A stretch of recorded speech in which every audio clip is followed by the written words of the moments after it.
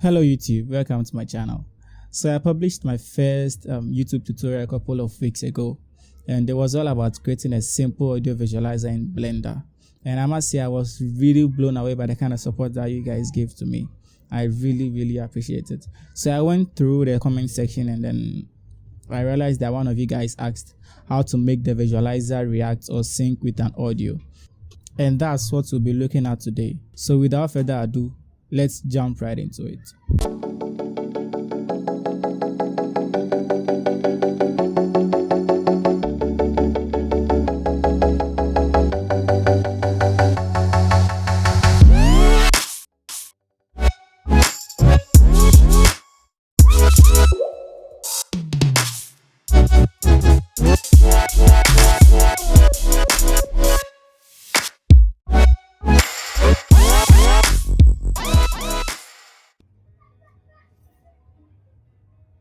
So here we are in Blender. So if you follow the previous tutorial, you should at least end up with something similar to this, something similar to what I have.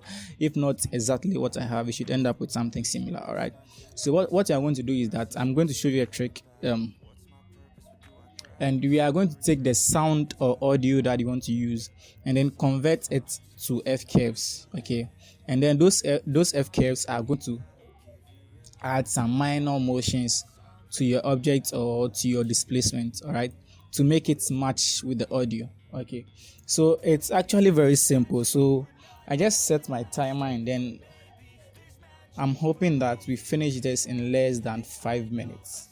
Okay, so in less than 5 minutes we are going to do this. Okay, so depending on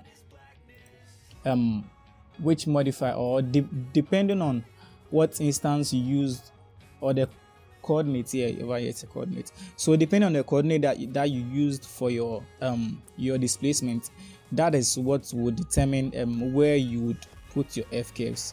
I know this sounds kind of some way to you, but I promise you would understand it very soon, very soon. So in our case, what is controlling our displacement is this circle over here. This circle object over here is what's controlling our displacement. So you are going to add the F curve that I'm talking about to the circle so that it can create that motion. So initially I made some little adjustments to our visualizer. At first it was faster than this, but I made some adjustments to it to make it slower. Okay, so this is what we have right now. Okay, so select your circle, all right, and then select the circle. Okay, and then you can either move to a different tab, but personally I prefer to bring up a tab over here, then click on this icon and then change it to the graph editor. So change this to the timeline instead, and then change the upper one to the graph editor. Okay, so if you didn't have a tab above before, you can just open one and then open one, a different one at the bottom, and it will work. All right, so when you open the graph editor, you'd see a couple of things over here. You'd see certain curves over here. All right, so what you're going to do is that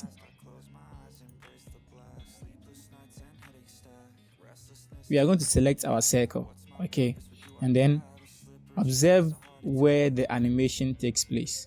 All right, so it's I think it's the Y and Z axis. Okay, over here, Y and Z axis. So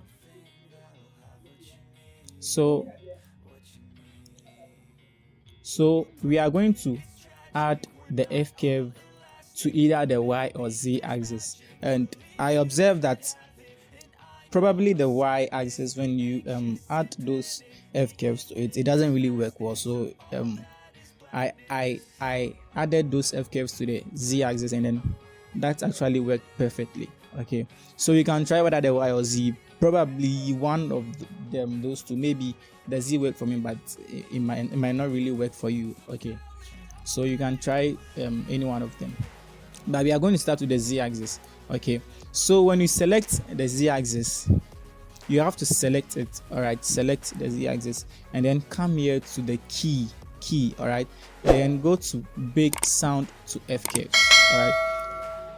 So locate where your audio is. So in my case, I'm going to use this tutorial intro that I made, all right, tutorial 02. Okay, so just click the normalize, and then it will normalize it for you. Okay, and make sure that your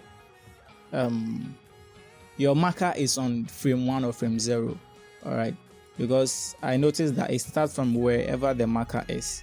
Okay, so when you click play, you observe that the visualizer reacts to the audio.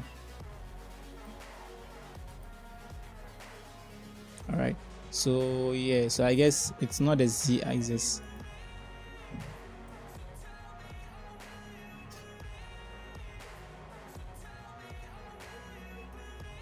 Yeah, so it wasn't the z-axis, so let's try the y instead.